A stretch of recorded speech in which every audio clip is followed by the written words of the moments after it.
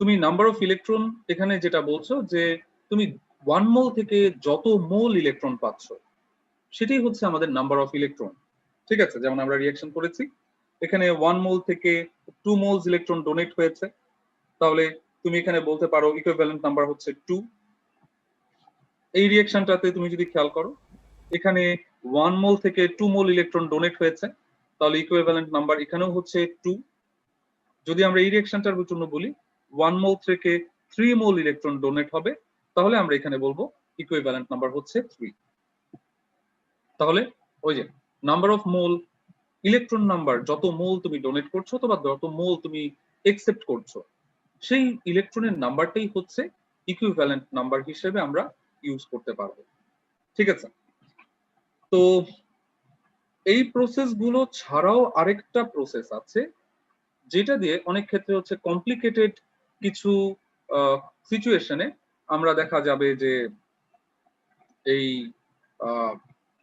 Equivalent নাম্বারটাকে determine করতে পারবো। অনেক ক্ষেত্রেই হচ্ছে রিঅ্যাকশন দেখে বোঝার উপায় থাকে না যে আসলে আমি যে রিঅ্যাকশন করছি এখানে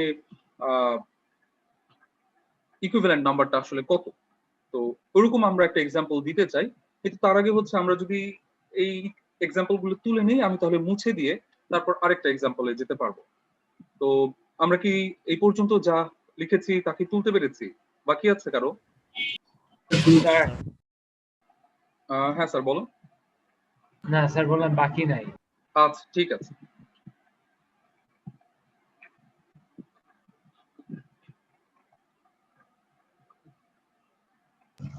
আপনি চেঞ্জ করতে পারেন sir. Okay, thank you sir. আমি মুছে না দিই, আমি অন্য আরেকটা স্লাইডে চলে যাই, বাট এক্সাম্পলটা কিন্তু এই নাম্বার 2 এর জন্য না, এক্সাম্পলটা আদার একটা এক্সাম্পল। তো মনে করো আমরা একটা রিঅ্যাকশন করেছি, আমাদের রিঅ্যাকশনে যে কম্পাউন্ডটার ইকুইভ্যালেন্ট নাম্বার আমরা জানতে চাই সেই কম্পাউন্ডটা হচ্ছে কপার ফসফেট। আমরা কিভাবে এখানে ইকুইভ্যালেন্ট নাম্বারটা বের করব? যখনই তুমি ধরে নিচ্ছ যে আমি এটাকে আমাদের যে তিনটা প্রসেস আছে, আমরা যে তিনটা প্রসেস প্র্যাকটিস করেছি এই তিনটা প্রসেসের কোনো প্রসেসের আন্ডারেই আমি নিতে পারছি না, তখন একটা অল্টারনেটিভ প্রসেস তুমি অ্যাপ্লাই করতে পারবে। অল্টারনেটিভ আচ্ছা আমি বোধহয় এটা চেঞ্জ করতে হবে, অপোজিট হয়ে গেছে, এখানে হবে 3 এখানে হবে 2। তো প্রসেসটা কি? প্রসেসটা হচ্ছে তুমি প্রথমে দেখো এদের অক্সিডেশন নাম্বারটা কত, দেন সেই অক্সিডেশন নাম্বারের এলসিএম বের করো।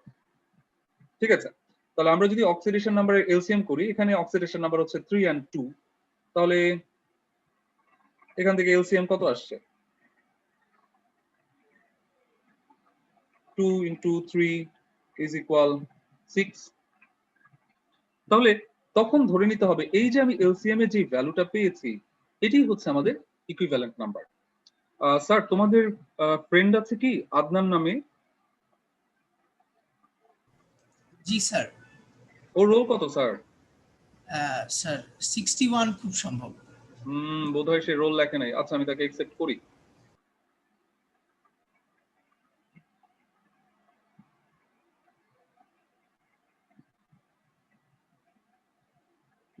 ঠিক আছে, তাহলে যখন দেখছো যে তুমি তিনটা প্রসেসের কোনো প্রসেসেই এক্সপ্লেইন করতে পারছো না বা কোনো প্রসেস ইউজ করে তুমি ইকুইভ্যালেন্ট নাম্বারটাকে ডিটারমাইন করতে পারছো না, তখন তুমি চাইলে এই এলসিএম প্রসেসটাই চলে আসতে পারো।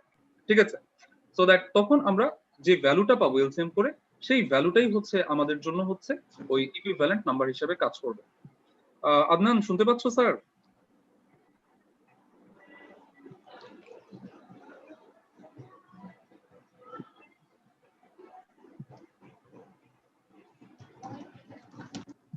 আদনান স্যার তুমি হচ্ছে এই রোল লেখনি, স্যার রোলটা লিখে দাও, নাহলে ক্যাপ্টেন দেখা যাবে বুঝতে পারবে না।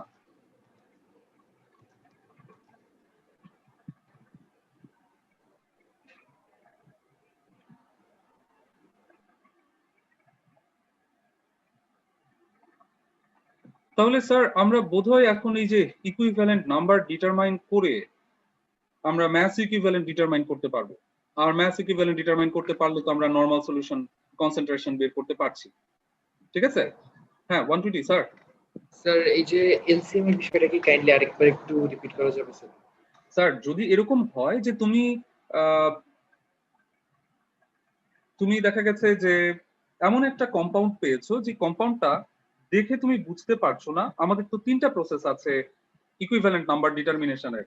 সেই ইকুইভ্যালেন্ট নাম্বারের কোনোটাই হচ্ছে তুমি ডিটারমাইন করতে পারছো না, বা কোনো প্রসেসেই তুমি হয়তো ডিটারমাইন করতে পারছো না।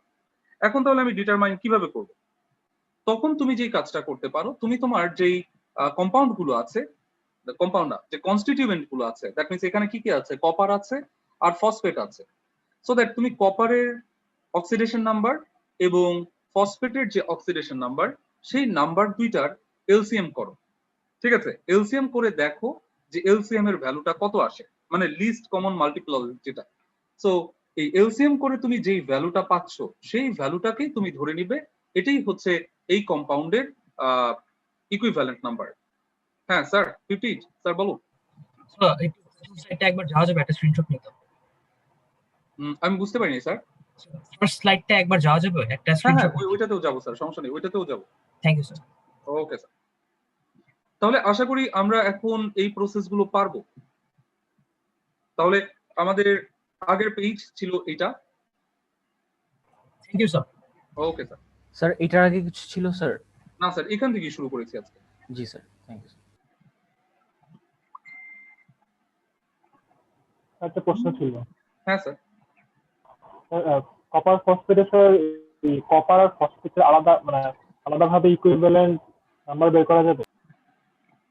হ্যাঁ, তুমি ধরো কোন একটা রিঅ্যাকশন করলে, সেই দেখা গেল যে রিঅ্যাকশনে তোমার কপারটা মেটাল কপারে ট্রান্সফর্ম হয়ে গেল। লাইক এইখানে যদি তুমি বলো যে আমি এই কম্পাউন্ডে কপারেরটা জানতে চাই, ঠিক আছে, তাহলে এখানে কপারের অক্সিডেশন নাম্বার ছিল 2+, এখানে কপারের অক্সিডেশন নাম্বার হয়ে গেছে 0। তার মানে এখানে কপার হচ্ছে ইলেকট্রন রিসিভ করেছে বা অ্যাকসেপ্ট করেছে। তাহলে তখন তুমি বলতে পারছো যে 1 মোল কপার ফরমেশনের সময় আমি 2 মোলস ইলেকট্রন রিসিভ করছি। সো দ্যাট এখানে আমরা বলতে পারবো কপারের ইকুইভ্যালেন্ট নাম্বার হচ্ছে 2। ঠিক আছে? স্যার এখানে মানে রিঅ্যাকশন ছাড়া বোঝা যাবে না? না স্যার, রিঅ্যাকশন ছাড়া আসলে সব ক্ষেত্রে বোঝার উপায়টা কম। ঠিক আছে, রিঅ্যাকশন ছাড়া আসলে বোঝার উপায়টা কম। Thank you sir. Okay sir. Sir একটা প্রশ্ন ছিল স্যার। হ্যাঁ সাকিব বলো স্যার। স্যার এখানে যেমন আমরা স্যার ইলেকট্রনের নাম্বারটা কতটুকু ডোনেট করা হয়েছে কিংবা অ্যাকসেপ্ট করা হয়েছে স্যার, সেটা আমরা ডিটারমাইন করতে পেরেছি স্যার। স্যার এখন স্যার আমরা এটার পাশাপাশি যদি স্যার আমরা অল্টারনেট রুলটা ইউজ করি, তাহলে কি আমরা স্যার এম এর ভ্যালু কি সেমই পাবো সব সময় স্যার?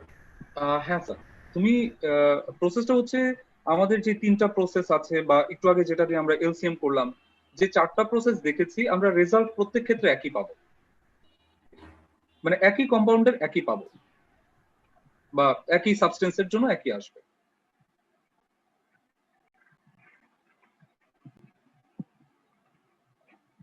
ঠিক আছে?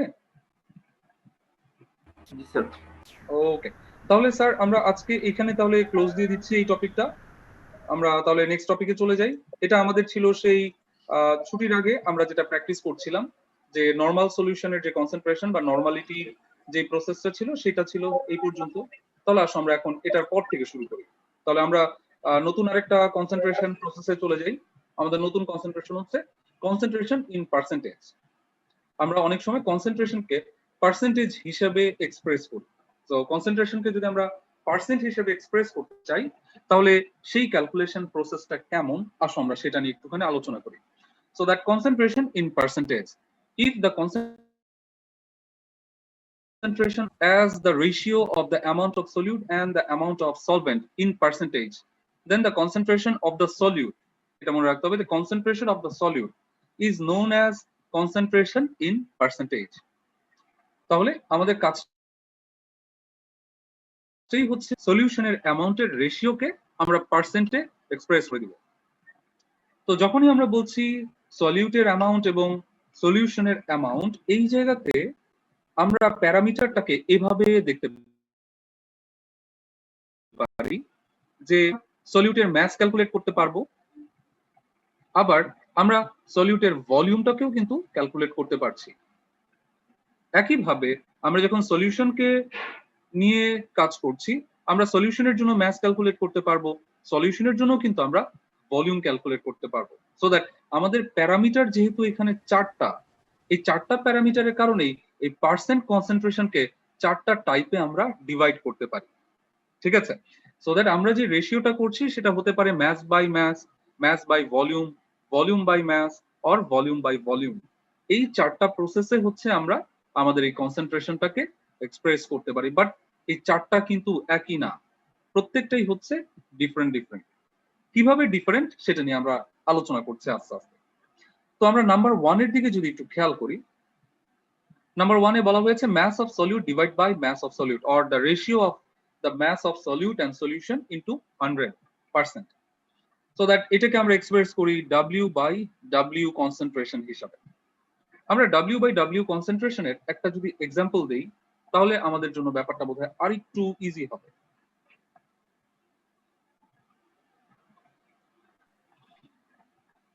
আমরা এই জায়গাটাতে এক্সাম্পলটা লিখতে চাই। সাপোজ আমাদের একটা সোডিয়াম হাইড্রোক্সাইড সলিউশন আছে, সলিউশনের ম্যাস হচ্ছে 50 গ্রাম। এই 50 গ্রাম সোডিয়াম হাইড্রোক্সাইড সলিউশনে 5 গ্রাম সোডিয়াম হাইড্রোক্সাইড ডিসলভড আছে। তাহলে আমরা যদি এটার কনসেন্ট্রেশনটা ডিটারমাইন করতে চাই কি করব? Mass of solute by mass of solution into 100, that is equal 10%। Side note W by W। Side নোটের ইম্পর্টেন্সটা আমরা একটু পরে বলছি।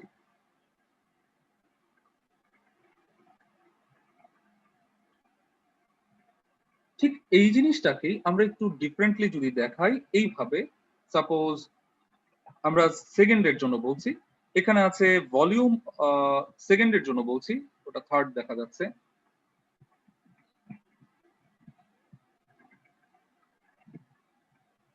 সেকেন্ডে আমরা লিখেছি mass of solute divide by হচ্ছে ভলিউম অফ সলিউশন। এটাকে যদি আমরা এইভাবে এক্সপ্রেস করি, suppose 50 ml of sodium hydroxide solution contains 5 gram of sodium hydroxide. So that concentration of the solution, mass of solute divided by volume of solution into 100%, that is equal 10% W by V. এখন কথা হচ্ছে এই যে আমরা দুইটা solution prepare করলাম, এই দুইটা সলিউশনের কনসেন্ট্রেশন আসলে কি সেম? এখানে আমরা লিখেছি 10%, এখানেও লিখেছি 10%, বাট এই যে 10% আমরা লিখেছি, এই 10% কি সেম জিনিস বা সেম কনসেন্ট্রেশনকে ইন্ডিকেট করছে? এখানে আসলেই কিন্তু আমাদের এই যে কনসেন্ট্রেশন দুইটা আমরা লিখেছি 10%, এই দুইটা 10% সলিউশন কিন্তু আসলে সেম কনসেন্ট্রেশন ইন্ডিকেট করছে না। এখানে কিন্তু কনসেন্ট্রেশনে চেঞ্জ থাকার পসিবিলিটিটাই বেশি। কিভাবে চেঞ্জ থাকার পসিবিলিটি বেশি? খেয়াল করো স্যার, আমরা যখন বলেছি যে আমাদের সলিউশন হচ্ছে 50 গ্রাম, যেখানে 5 গ্রাম হচ্ছে সলিউট, তাহলে সলিউট হচ্ছে 5 গ্রাম, তাহলে সলভেন্ট কত? সলভেন্ট হচ্ছে 50 minus 5 is equal 45 গ্রাম। তো নরমালি যখন আমরা ইনঅর্গানিক কোনো একটা সলিউশন প্রিপেয়ার করি, ইনঅর্গানিক সলিউশনের সলভেন্ট থাকে হচ্ছে মোস্টলি ওয়াটার। অধিকাংশ ক্ষেত্রেই আমরা ওয়াটারটাকে হচ্ছে সলভেন্ট হিসেবে ইউজ করে থাকি। তাহলে এটা যদি হয় 50 গ্রাম ওয়াটার, তাহলে 50 গ্রামের 45 গ্রাম ওয়াটার, তাহলে 45 গ্রাম ওয়াটারের ভলিউম কত? 45 ml, ঠিক আছে? তাহলে আমি যেই সলভেন্টটা ইউজ করেছি এই 50 গ্রাম সলিউশন প্রিপারেশনের জন্য, সেই সলভেন্টের ভলিউম কত পাচ্ছি? আমি 45 ml পাচ্ছি। কিন্তু আমার 5 গ্রাম সোডিয়াম হাইড্রোক্সাইডের ভলিউম কত হতে পারে? এটা কি 5 গ্রাম হওয়ার পসিবিলিটি আছে? তুমি কি মনে হয় স্যার, যখন আমরা ওই যে কোন একটা সলিউশন প্রিপেয়ার করি, 5 গ্রাম সোডিয়াম হাইড্রোক্সাইড নেই, এই 5 গ্রাম সোডিয়াম হাইড্রোক্সাইড খুবই অল্প পরিমাণে থাকে, যখনই এটা আমরা পানিতে মিশিয়ে দেই এটার ভলিউম কিন্তু খুবই সামান্য হয়। সো দ্যাট এই 5 গ্রাম সোডিয়াম হাইড্রোক্সাইডের যে ভলিউম, এটা অবশ্যই লেস দেন 5 ml হওয়ার পসিবিলিটিটাই কিন্তু বেশি। তাহলে 5 গ্রাম সোডিয়াম হাইড্রোক্সাইডের ভলিউম যদি 5 ml এর চেয়ে কম হয়, তাহলে 50 গ্রাম সলিউশনের ভলিউম কত হবে? আমাদের 50 গ্রাম সলিউশনের যে ভলিউম সেটা অবশ্যই লেস দেন 50 ml হচ্ছে না? ঠিক আছে তো? তার মানে হচ্ছে খেয়াল করে দেখো, এখানে যদি আমার ভলিউম 50 ml না হয়, তাহলে আমি এখানে যে কনসেন্ট্রেশনটা পেয়েছি এই কনসেন্ট্রেশনটা কিন্তু সেই কনসেন্ট্রেশন ইন্ডিকেট করছে না। তার মানে W/W তে যে কনসেন্ট্রেশন পাবো W/V তে একই কম্পাউন্ড একই সলিউটের সেম কনসেন্ট্রেশন হবে না।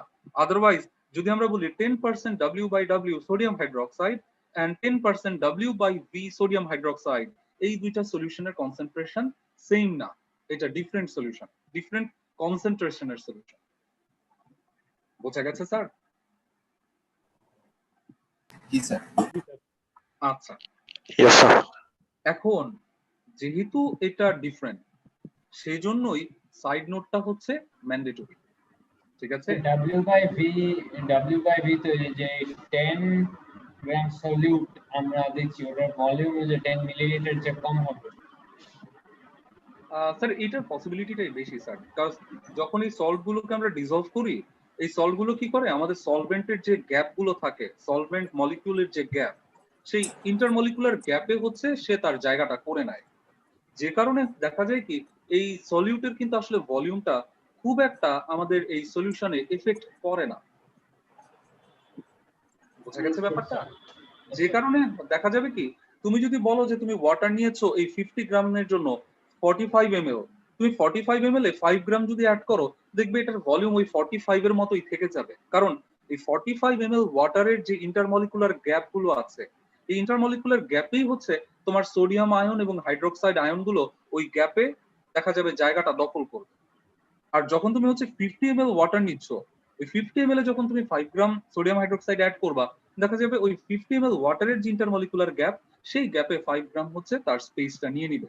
তার মানে কি হচ্ছে তোমার এই W/W তে তুমি যে পরিমাণ সলভেন্ট ইউজ করছো W/V তে তোমার সলভেন্টের ইউজ হচ্ছে বেশি। আলটিমেটলি আমরা বলতে পারি W/W তে হচ্ছে বেশি কনসেন্ট্রেটেড অবস্থা W/V এর থেকে। তার মানে যদি তুমি বলো 10% W/W সোডিয়াম হাইড্রোক্সাইড, এটার কনসেন্ট্রেশন 10% W/V এর কনসেন্ট্রেশনের চেয়ে গ্রেটার হওয়ার পসিবিলিটি বেশি। কখন গ্রেটার হওয়ার পসিবিলিটি বেশি? যদি তোমার সলিউটের ভলিউমটা ওই যে কম হয়ে যায়। তাহলে যদি বেশি হয়ে যায় তাহলে আবার কি হবে? তাহলে আবার দেখা যাবে যে কনসেন্ট্রেশন কিন্তু কমে যাচ্ছে। ঠিক আছে স্যার, কোশ্চেন করো। স্যার আমরা মানে W/V এর ক্ষেত্রে কোনো ইউনিট ইউজ করি না কেন? স্যার এটা ওই যে পার্সেন্টেজে এক্সপ্রেস করি তো এই কারণে আর কোনো ইউনিট দেই না।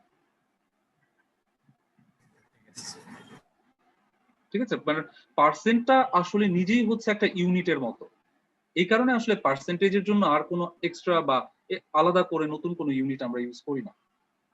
স্যার কোশ্চেন করো স্যার। 52 স্যার আমার একটা কোশ্চেন স্যার একদম স্যার 52 আগে হ্যান্ড রেজ করেছে স্যার। 52 আগে স্যার ডেফিনেশনে বলছেন ratio between amount of solute and amount of solvent, so ওখানে কি সলিউশন হওয়ার কথা না?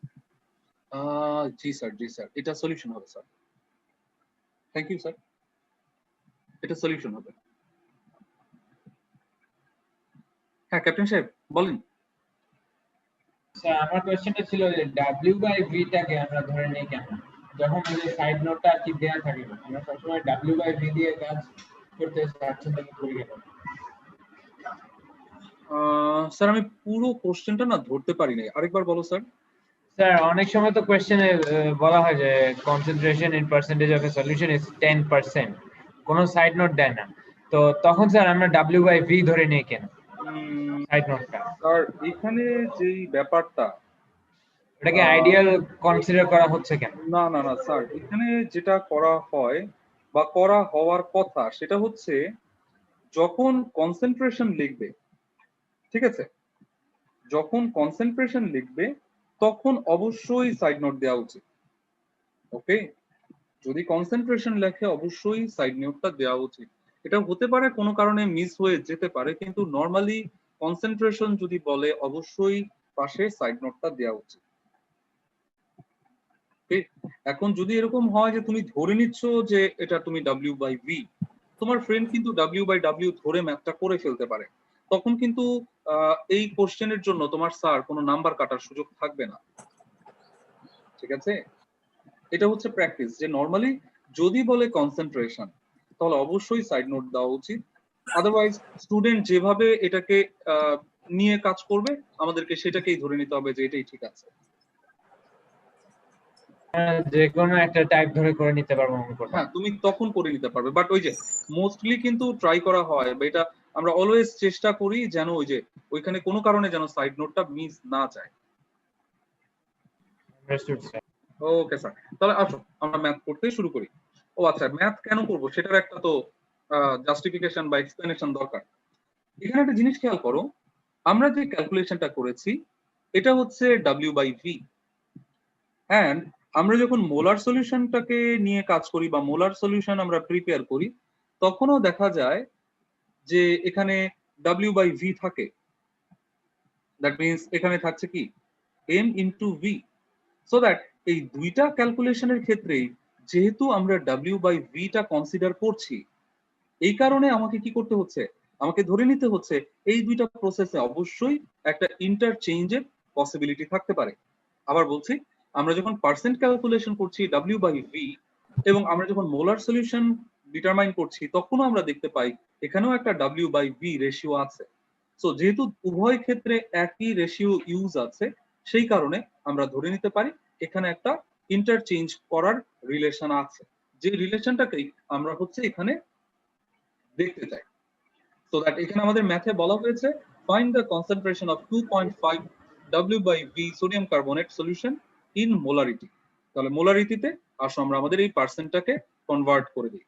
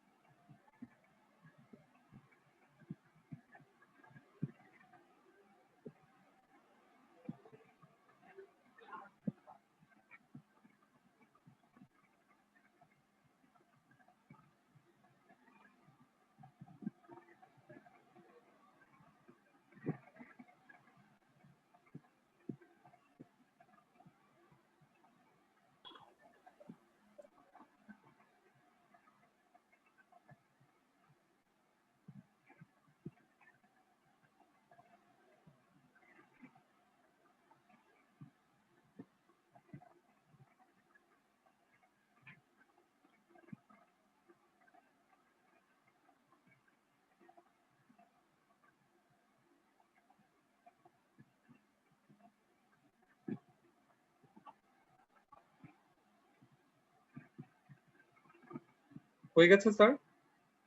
1 মিনিট স্যার। Okay sir.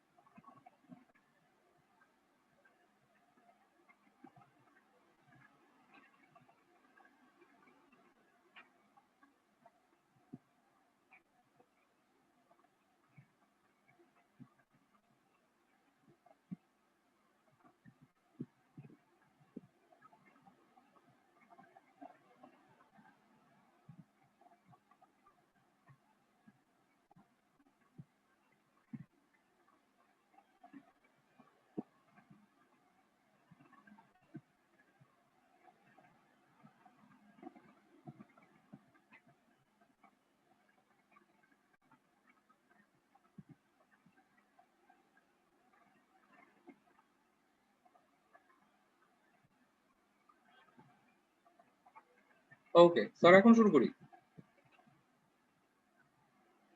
ওকে আচ্ছা, আমার মনে হয় আমার ম্যাথটাতে আসলে বলার কিছু নাই, তোমরা ম্যাথটা বুঝতে পেরেছো। আমি অন্য একটা বিষয় নিয়ে একটুখানি কথা বলি। আমাদের এখানে এই যে W/V এদের রিলেশনের ক্ষেত্রে আমরা কোন ইউনিটটা ইউজ করব? গ্রাম, মিলিলিটার, কিলোগ্রাম, লিটার, এখানে কোনটাকে আমরা ইউজ করব?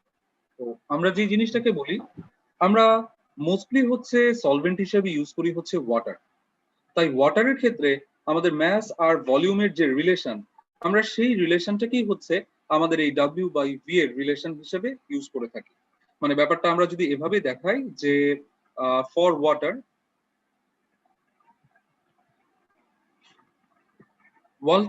1 কিলোগ্রাম যদি তুমি ওয়াটার নাও, তাহলে এটার ভলিউম কত? 1 লিটার। অথবা আমরা যদি 1 গ্রাম ওয়াটার নিই, 1 গ্রাম ওয়াটারের ভলিউম হচ্ছে 1 মিলিলিটার। আমরা হচ্ছে এই রিলেশনটাকে W/V এর রেশিওতে হচ্ছে ইউজ করে থাকি। কিভাবে? যদি তুমি এরকম হয় যে ডাব্লিউটা কিলোগ্রাম ইউনিটে নিয়ে কাজ করো, তাহলে ভলিউমটাকে তুমি লিটারে নিয়ে কাজ করবে। অর তুমি যদি ডাব্লিউটাকে গ্রাম ইউনিটে কনসিডার করো, তাহলে ভলিউমটাকে মিলিলিটার ইউনিটে কনসিডার করতে হবে।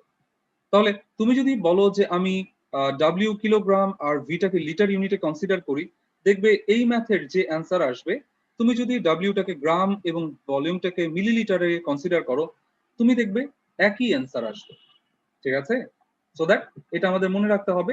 আমি যদি ডাব্লিউটা কিলোগ্রাম ইউনিটে কনসিডার করি, ভলিউমটাকে আমরা হচ্ছে লিটার ইউনিটে কনসিডার করব, আর ডাব্লিউটাকে যদি আমরা গ্রাম ইউনিটে কনসিডার করি, তাহলে হচ্ছে আমরা ভলিউমটাকে মিলিলিটার ইউনিটে কনসিডার করব। এতে আমাদের অ্যান্সার কোনো চেঞ্জ আসবে না, এবং তোমার ইচ্ছে তুমি যে কোনোটাই ইউজ করার সুযোগ আছে। তুমি কিলোগ্রাম লিটার ইউজ করলেও স্যার তোমার নাম্বার কাটার কোনো সুযোগ নাই। তুমি যদি বলো যে তুমি গ্রাম এন্ড মিলিলিটার ইউজ করতে চাও, এতেও তোমার স্যার কোনো নাম্বার কাটবে না। ঠিক আছে? তাহলে এই ম্যাথে কোনো প্রশ্ন আছে স্যার? নাফিজ, আমি তোমার প্রশ্ন বুঝতে পারিনি স্যার। ওই যে নিচে যে 100 ml যে লেখা আছে, এখানে 100 ml এর সলিউশন না স্যার, সলিউশনের ভলিউম? জি স্যার, 100 সলিউশনের ভলিউম।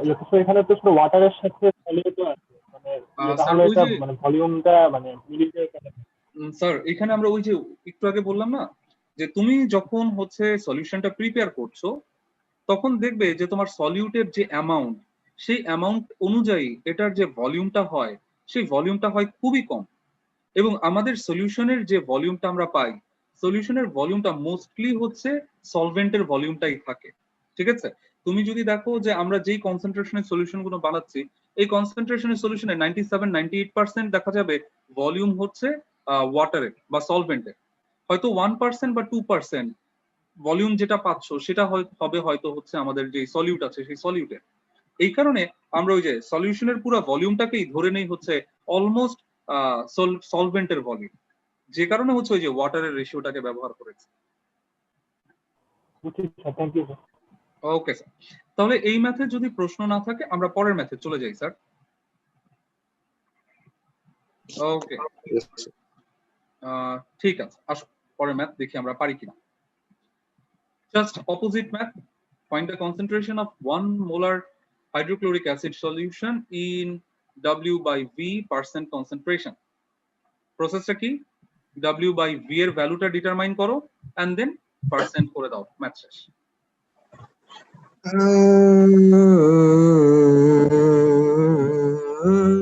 এই কে শব্দ করতেছে?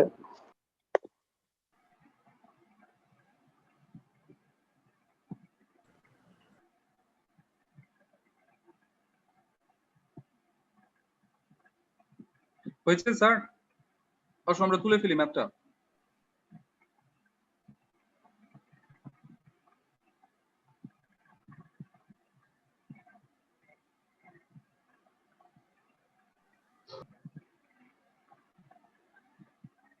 আমার মনে হয় আগের ম্যাথের চেয়ে এই ম্যাথটা বোধহয় আরো বেশি ইজি। তাহলে আমাদের এখানে প্রথম কাজ W/V ভলিউম ভ্যালুটা কত বের করো, এন্ড দেন জাস্ট 100 দিয়ে মাল্টিপ্লাই করে পার্সেন্ট করে দাও, ব্যাস কাজ শেষ।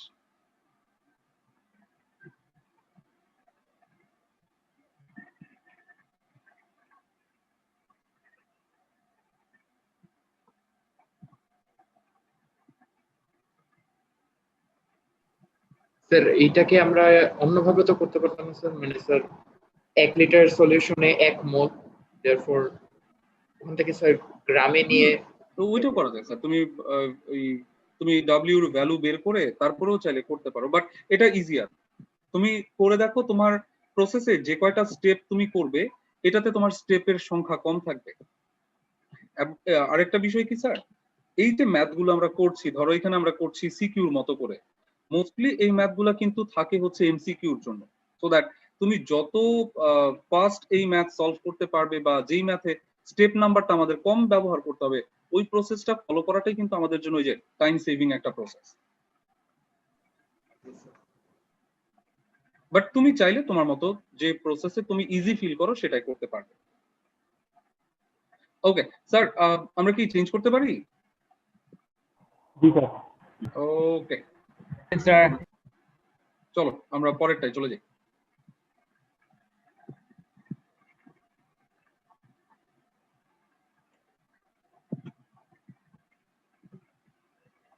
ওকে then, part per million. Sir kindly আগের স্যারে 1 মিনিটের জন্য খালি যেতে পারবেন? প্রশ্ন ওকে করতে চাই।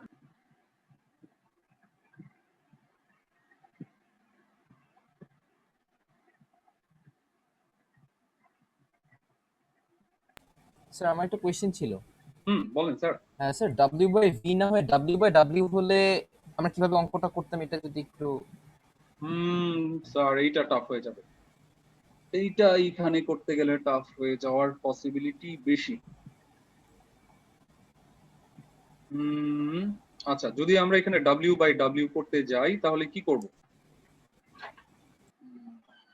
প্রথমে তুমি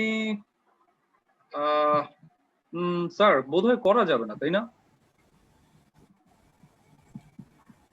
করা যাবে না। কেন করা যাবে না? দেখো, তুমি এখান থেকে তোমার ডাব্লিউটা বের করতে পারবা, মানে সলিউটের অ্যামাউন্টটা বের করতে পারবে, ঠিক আছে? তুমি সলিউটের অ্যামাউন্টটা বের করার পর আমি যদি সলিউটের ভলিউমটা বের করতে পারতাম তাহলে কিন্তু সলভেন্টের ভলিউমটা বের করা যেত। সলভেন্ট মানে ওয়াটারের ভলিউমটা বের করা যেত। ওয়াটারের ভলিউমটা বের করতে পারলে তখন আমি ওই ভ্যালুটাকে বলতে পারতাম যে এটাই হচ্ছে ওয়াটারের ম্যাস। সো দ্যাট তখন হচ্ছে আমরা মানে তখন ওই যে সলিউটের ম্যাস আর সলভেন্টের ম্যাস অ্যাড করে সলিউশনের ম্যাস নিয়ে তারপর ডাব্লিউ বাই ডাব্লিউটা করতে পারতাম। কিন্তু এখন খেয়াল করো, এখন তুমি সলিউটের ম্যাস পাবে কিন্তু সলিউটের ভলিউম পাওয়ার কিন্তু কোনো সুযোগ নাই। সলিউটের ভলিউম না পেলে তুমি সলভেন্টের ভলিউম ডিটারমাইন করতে পারবে না, আর সলভেন্টের ভলিউম ডিটারমাইন করতে না পারলে এক্সাক্ট রেজাল্ট আসবে না। এখন যদি আমরা করি, আমরা একটা জাস্ট একটা ধারণা পাবো যে আমরা ধরে নেই যে হ্যাঁ ঠিক আছে, আমার এখানে ধরো ডাব্লিউর একটা ভ্যালু পেয়েছি, মনে করো ডাব্লিউ পেয়েছি 5 গ্রাম, আর সলিউশনের বাকি যে ভলিউম, সলিউশনের ভলিউমটাই সলভেন্টের ভলিউম। এভাবে যদি ধরি তাহলে ডাব্লিউ বাই ডাব্লিউ করা যাবে, যে সলিউশনের ভলিউমটাই সলভেন্টের ভলিউম। এটা ধরলে সম্ভব ডাব্লিউ বাই ডাব্লিউ, আদারওয়াইজ সম্ভব না। স্যার সলিউটের ভলিউম নেগলিজিবল না? ওই যে এই কারণে বললাম, এই যে জাস্ট শেষে যেটা বললাম, যে তুমি যদি ধরে নাও যে সলিউশনের ভলিউমটাই সলভেন্টের ভলিউম, সলিউটের ভলিউমটাকে নেগলিজিবল যদি ধরে নাও তাহলে করা সম্ভব। কিন্তু এক্সাক্ট রেজাল্ট কি আসবে? 100% এক্সাক্ট রেজাল্ট আসবে না, কিছুটা এরর থেকে যাবে তখন। বুঝতে পেরেছি, থ্যাংক ইউ। কিন্তু একটা ব্যাপার আছে, সেটা হচ্ছে ধরো আমরা যখন ফিজিক্সে বা কেমিস্ট্রিতে কোনো একটা ক্যালকুলেশন করি সেখানে কিন্তু আমরা ধরেই নিই যে এরর 3 to 5% থাকতেই পারে। ওইটা কনসিডার করলে কিন্তু আমরা কনভার্ট করতেই পারি। ঠিক আছে, ওকে তাহলে আসো আমরা চলে যাই পরেরটায়। আসো আমরা লিখি পার্ট পার মিলিয়ন।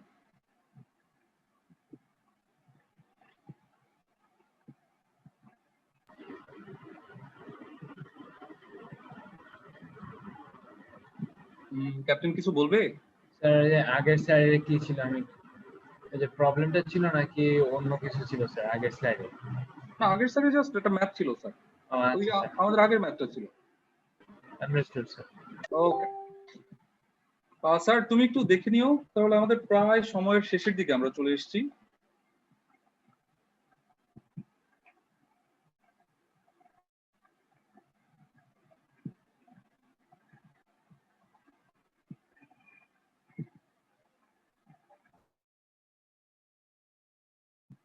ওকে আচ্ছা, আমরা এখানে ওকে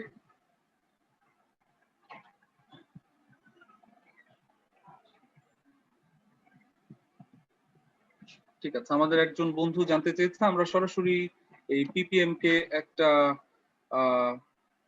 ল এর মধ্য দিয়ে বা একটা ইকুয়েশনের মধ্য দিয়ে এক্সপ্রেস করতে পারি কিনা। আমরা স্যার করব, আমরা একটু পরেই দেখবে যে পিপিএম থেকে মোলার সলিউশনে কনভার্সনের একটা ইকুয়েশন তৈরি করব।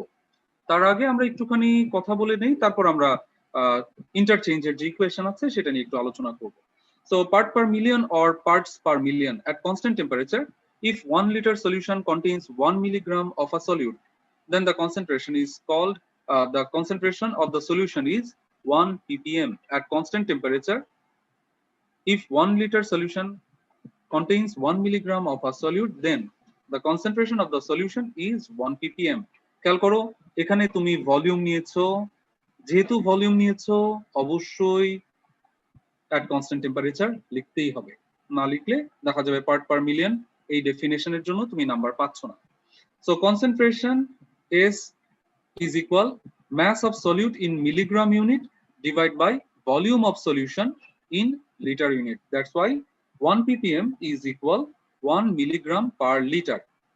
খেয়াল করে দেখো এখানেও আবার সেই W/V। তাহলে আমরা যদি এখানে মোলারের সাথে এটার একটা রিলেশন তৈরি করতে চাই, আমরা জানি 1 molar is equal 1 mole per litre.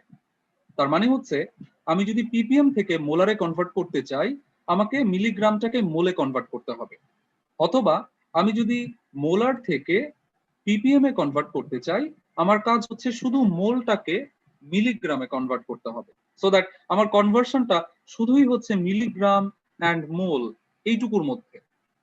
তাহলে এইটুকু যে কনভার্সন এটাকে আমরা একটা প্রিন্সিপাল বা ল এর মধ্যে নিয়ে আসার চেষ্টা করি। তো আমরা এটাকেই নিয়ে একটুখানি কাজ করি। আমি যদি মিলিগ্রামটাকে মোলে কনভার্ট করতে চাই আমাকে মাঝখানে গ্রাম হয়ে তারপর যেতে হবে।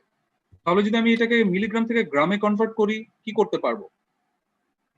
1000 দিয়ে ডিভাইড করলেই মিলিগ্রামটা গ্রাম হয়ে গেল। এন্ড দেন গ্রামটাকে যদি তুমি মোলে কনভার্ট করতে যাও তাহলে কি করতে হয়?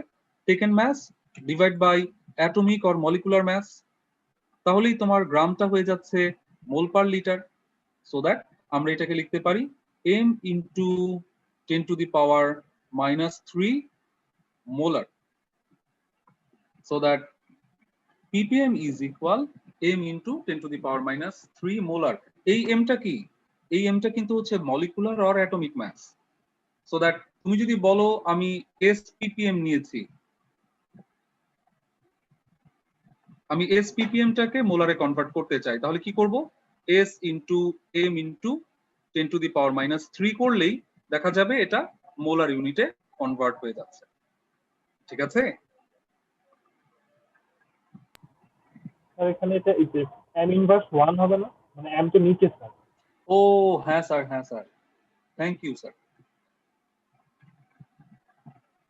তাহলে m টা নিচে চলে যাচ্ছে।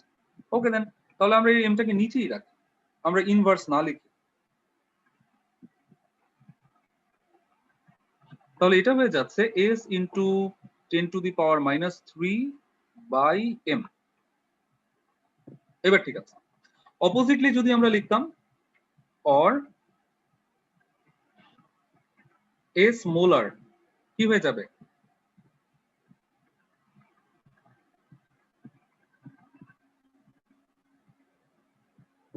s into m into 1000 ppm।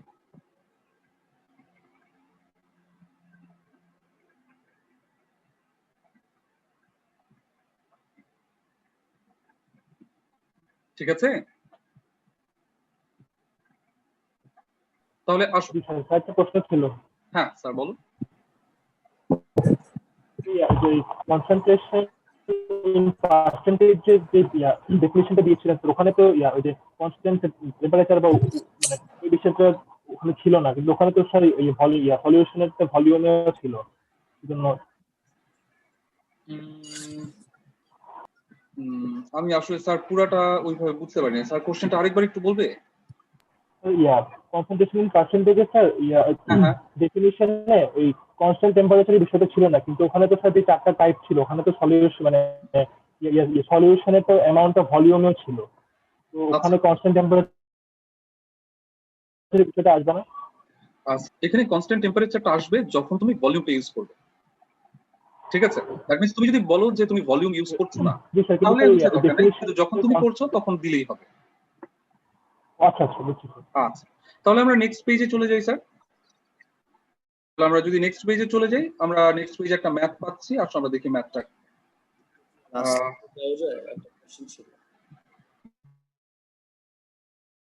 হ্যাঁ Ryan, ppm is equal to like 10 to the power minus 3 divided by m। আবার স্যার আপনি আবার পুরোটাকে আবার m দিয়ে মাল্টিপ্লাই করছিলেন স্যার, এই জায়গাটা একটু কনফিউশন। ও আচ্ছা আচ্ছা, হ্যাঁ এইখানে স্যার দাঁড়াও একটা সেকেন্ড আমি বুঝতে পেরেছি ব্যাপারটা। এখন বুঝছি আগে। আমরা ইউনিটটা কালার চেঞ্জ করি তাহলে ইজি হবে। ঠিক আছে, মোলার ইউনিটটাকে আমরা এই যে ব্লু কালার দিয়ে এম লিখে দিচ্ছি। ওকে, সো একটা হচ্ছে ইউনিট, আরেকটা হচ্ছে molar, molecular or atomic mass. Okay sir, thank you. Okay sir, আসো আমরা ম্যাথটা করি। ক্যাপ্টেন সাহেব, স্যার 47 হয়ে গেছে, 48।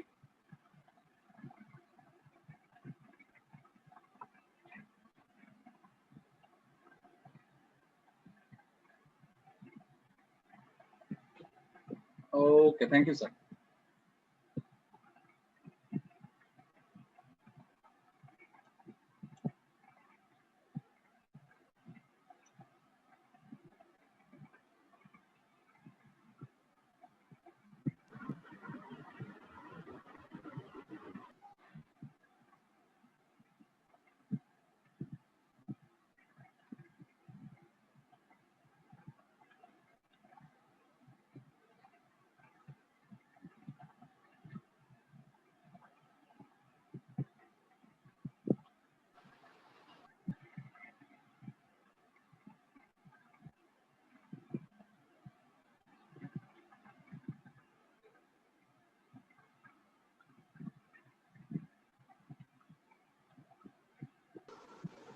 Sir, 111 present.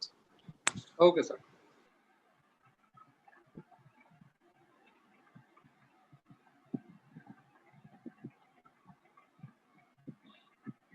স্যার একটু চেক দাও যে আমরা ঠিকমতো অ্যাটেন্ডেন্স দিয়েছি কিনা। আর এই ম্যাথটা আমরা যদিও অনেকটাই ভেঙে করেছি, বাট তুমি চাইলে ইকুয়েশন ইউজ করে একদম শর্টলি করে ফেলতে পারবে, কোনো সমস্যা নেই। ঠিক আছে, এখানে এত বড় করে না করে সরাসরি তুমি ইকুয়েশন দিয়ে করে ফেললেও একই অ্যান্সার আসবে।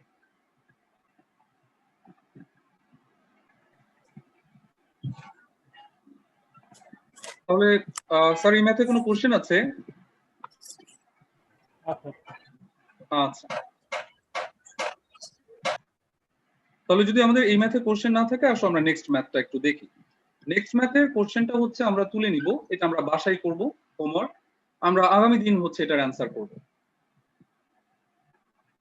এখানে শুধু একটুখানি আমি স্যার আমাকে ভুলে অ্যাবসেন্ট দিবেন স্যার। তাই স্যার, তোমার রোল বলো। স্যার 008। 008 স্যার, তুমি তো রোল লেখো নাই। লিখিনি না, এই কারণেই ক্যাপ্টেন খেয়াল করেনি। Sorry sir. Okay, it's okay sir.